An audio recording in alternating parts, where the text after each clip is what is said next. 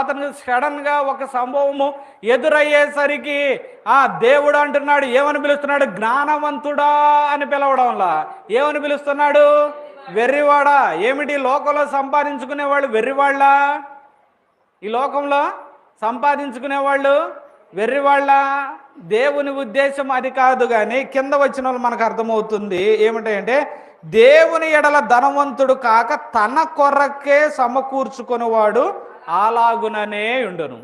అంటే లోకంలో సంపాదించుకొనడము తప్పు కాదు, కానీ లోకంలో ఎంతో కొంత మరి భవిష్యత్ అవసరాల కోసము, బిడల అవసరాల కోసము, రాబోయే తరాల అవసరముల కోసము నీతిగానో యథార్థముగానో నీవు ఎంతో కొంత సమకూర్చుకొనడం తప్పు కాదు, కానీ దేవుని ఎడల కాకోకుండారట కేవలం వీటి కొరకే పరిగెత్తడం అనేది ప్రమాదము.